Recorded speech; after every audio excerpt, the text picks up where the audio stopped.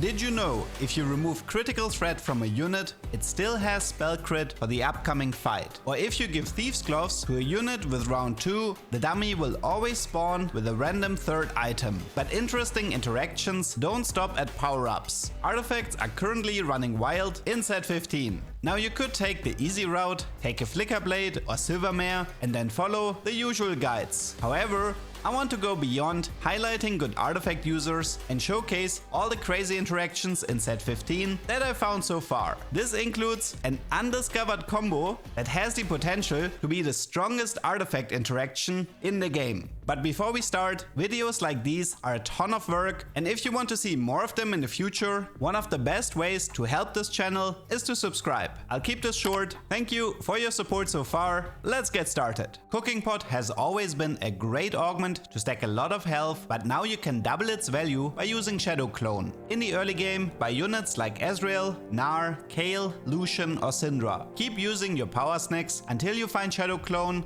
otherwise sell the units and try again. Place the frying pan or any spatula items on the unit with Shadow Clone to copy them. Position the unit you want to buff in between your power snacks user and its clone, so at the start of the next round it will receive double the love and double the HP. Spatula items are not the only items worth copying. In fact, proc items were so good Riot had to nerf them, but from the looks of it, they are still much better than you'd expect. As it turns out, items like Witsend or Static Shift on a Shadow Clone are dealing 75% of their damage, not 25%, making them much better than intended until this interaction gets fixed in a future patch. The only item to avoid is Trickster's Glass. You won't receive an additional clone, and unfortunately the augment Trickster's Treat doesn't work either. Only the original Trickster's Glass will create new copies every 9 seconds. Thankfully, this does not apply to utility, and finally artifacts truly get to shine. Lighting Jewel on Malzahar not only lets you shred through your opponents faster, you're also more likely to get your opponents to 0 MR and consequently gain a ton of mana. You can also go on the defensive with Light Shield Crest. Having 2 units in your backline create large shields every 5 seconds can be difficult to counter in the early game.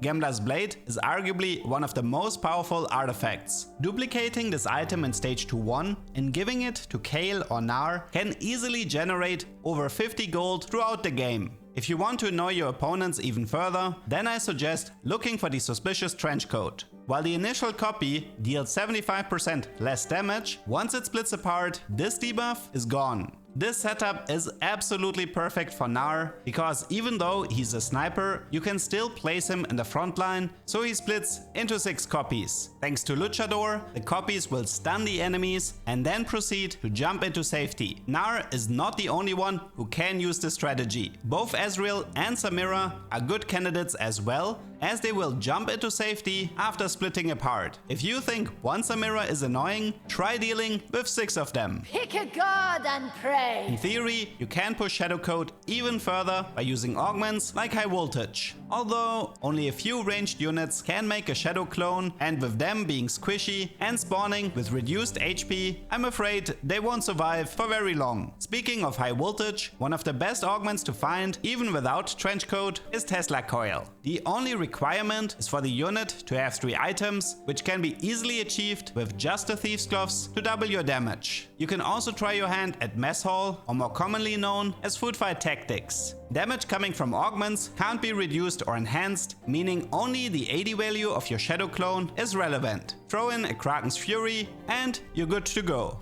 Final Boss is not a power-up you see very often, but it has a few interesting things going for it. It grants 10% Omnivamp and 4% damage amp for every allied unit that is taken out. This has great synergy with the Suspicious Trenchcoat and even greater synergy with Shadow Clone. The clone itself, the initial split and the Trenchcoat copies add up to a total of 24% damage amp to your final boss. In theory, you can also try this with Zyra. The starting plant and the bonus plant from her own power-up will count, but only once. If Zyra revives them and they're taken out for a second time, your final boss won't become stronger. Nafiri has her own unique power-up called Pack Tactics, but they might as well rename it to Red Tactics. The 2 dogs that support Nafiri have rather interesting interactions you can abuse. For starters, they will proc Silvermere Dawn with each attack, allowing you to stun lock any frontliner in the game. If you ever have this setup, look out for Horizon Focus, it will melt whatever Nafiri is targeting. There's also a really stupid interaction if you corner Nafiri. The dogs initially walk to the closest enemy, but if you make Nafiri ult in this position, they will default to the lowest health unit on the board. That's weird, I feel like I've seen this one before. Trickster is one of my favorite power-ups because it has a ton of fun tech to surprise your opponents. Once your Trickster drops to 50% health, it drops aggro, dashes to the furthest enemy and leaves a target dummy behind. Since the dash happens at 50%, Edge of Night triggers first, but you can circumvent that. Remove the item with a magnetic remover, isolate your Trickster and place the item after your dash. This works even better with a golden remover, but to get one, you need the cash out from the augment Exalted Adventure. Now you might think Zhonya's could be better because it only activates at 40%, but that's not exactly the case. If the Trickster unit takes too much damage, it's possible for Zhonya's to trigger first, making the setup worthless. Fishbones is arguably the greatest artifact you can have in set 15, and you don't have to look far to see why. Units like Gwen, Gangplank and Jhin all had their fun with this item. While Volibear in theory loves Fishbones because of his passive, ever since he lost Blink Attack, he just hasn't been the same and there are almost no units left that would be interested in this combo. When playing Sorcerer, you usually reserve Fishbones for Gwen, but Karma can get surprisingly good use out of this item as well. Mage Karma is especially interesting because she always casts on the same target twice, delivering 2 projectiles into the enemy backline. You can also combine Fishbones with the power-up Killer Instinct because it will override the random targeting. Units like Syndra, Ahri or Ryze will now target the lowest health unit on the board, bypassing the enemy frontline most of the time. But there is value in Killer Instinct even without the range increase. For example, you can simply position Ahri in the second row with a Luden's Tempest. By targeting the weakest enemies, this should create a massive Luden's proc to win you the fight early on. The exact opposite is true for Darius. If you just give him Killer Instinct, he can only choose the lowest health unit adjacent to him, and there are simply much better alternatives to go for. A power-up you can occasionally spot is Singularity. Enemy units within a 2x radius take a small amount of magic damage, and if they die within the range, the user receives permanent HP. Initially you would think this could be good with Blighting Jewel to constantly reduce magic resist, but this doesn't synergize at all. Weirdly enough, Void Staff actually works. Now I'm not saying this is good, but it is a bit funny to create a makeshift Ionic Spark with this method. And for some reason, Spell Crit works as well. The magic damage from Singularity can critically strike, and while it's not a huge damage increase, the critical strikes actually proc augments like Water Lotus to gain the bonus mana regen. Precision is a rather unique power-up. It sets the attack speed to 0.7, converts attack speed into attack damage, makes the auto attacks hit harder, and grants 10 bonus mana on each attack. This effect is amazing for any AD caster that can get it, since they rarely rely on attack speed anyway. You can even use Ginzo to farm bonus AD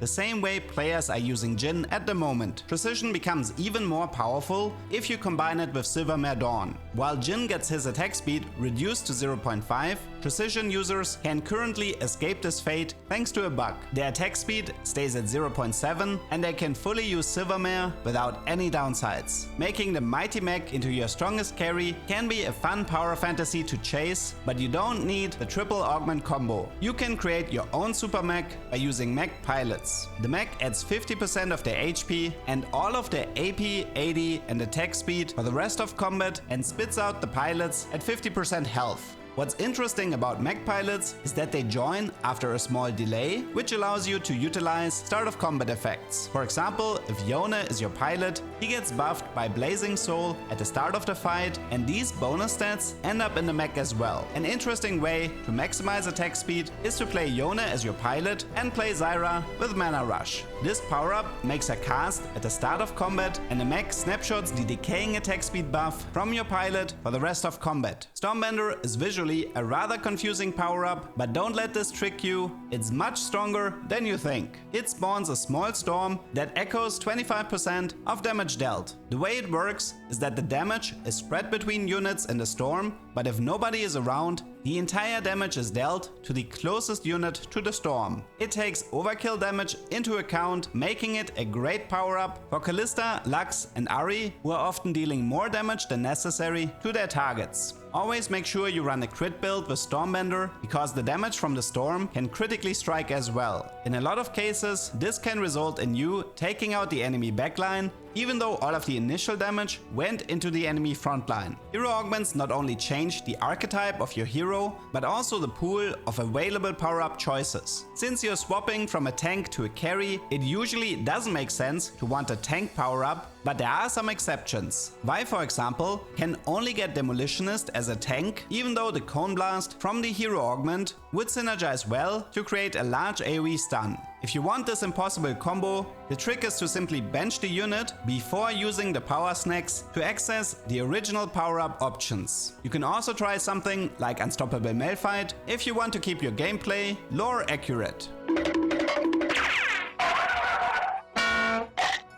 Rock solid. Talisman of Ascension had a rough time so far in set 15. The fights are fast, and even if your unit ascends, only tanks gain mana from damage taken, making it harder to 1v9 the rest of the board. While units like Mundo can still go infinite, there are other ways to have fun with this artifact. For starters, you can hide your Talisman user in your mighty Mech by using Mech Pilot. Now let's be honest, your Mech won't stay above 50% health for 22 seconds, but at least it keeps your pilot safe for a decent amount of time. What's a lot funnier is to use the Talisman on your main tank with round 2. This will spawn a fairly tanky dummy, and since Talisman only cares about how much time has passed since combat started, it has a pretty good chance of ascending and beefing up your frontline. You might have never seen best defense, but after what you're about to witness, you will remember it for sure. Whenever the unit grants or receives a shield, it deals 150% of that shield's value as bonus damage on the next attack. Without a doubt, the best unit for this power-up is Kobuko with Luden's Tempest and 2 Sterak's. As a 3-star with 6 heavyweights, he has 5268 HP, and each Sterak's grants 50% of his max health, both triggering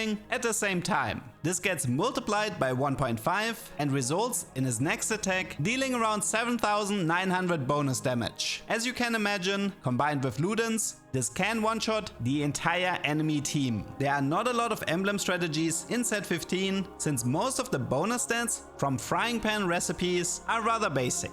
If you want to cook something, you should look for the Duelist or Edgelord emblem. The Duelist emblem has a stacking true damage effect, similar to 1000 paper cuts from set 13. This works well on any unit with Shadow Clone, especially Gnar because of his bonus attack speed, and Twisted Fate with his On It effect. The Edgelord emblem reduces armor for dealing physical damage, which means it's also a good candidate for Shadow Clone, especially on Ashe or Senna. If you want to be a bit more crazy, you can try combining it with Blade Nado or Spiky Shell, since both of these power-ups deal physical damage and therefore reduce the enemy armor for every unit that gets hit. Now if you think some of the stuff I showed so far is me trolling, then I think it's time to show the actual worst plays you can possibly make in set 15. The number 1 spot has to be to combine Fusion Dance with the Crown of Demacia. Yes, this will in fact result in your entire team dying at the start of combat. Even round 2 won't save you. Not that it matters. We also learned that Mech pilots don't jump into the mighty Mech right away, and we can use this fact to intercept them with Fusion Dance, making this the worst pilot in history. But at least you heard of him.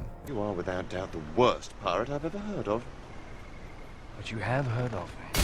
Finally, there's one more section that is very dear to my heart, the post-mort Goddam. When Riot allowed players to activate power-ups mid-combat, there was one power-up that caused a storm, Cyclone Rush. You could delay activating it to potentially mess with your opponents, but this became really stupid with a second Cyclone Rush. If you clicked on it after combat started, you ended up pushing 4 units into the air and could bypass the enemy frontline. Unfortunately, Frost Touch was also thrown into the grinder. Units had a 15% chance to stun and deal magic damage every time this effect occurred if you found the power-up for a second time. It was absolutely perfect for Twisted Fate, because his attacks bounced 3 times and each bounce had the chance to stun someone. This was already broken by itself, but combined with the artifact Horizon Focus, it became ridiculous. As long as you had enough attack speed, your opponent's board would simply disappear. Unless of course, they had CC immunity from sources like Unstoppable, but surely nobody would run that.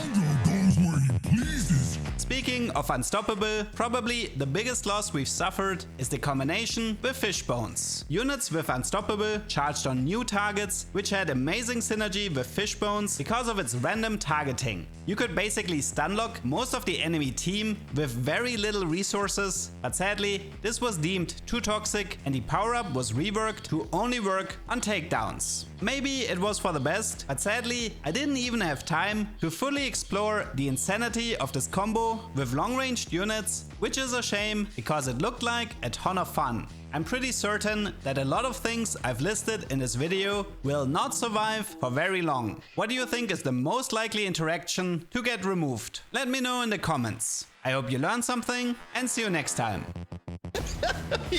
God! What is this monstrosity? What? Not even Gangplank can beat this.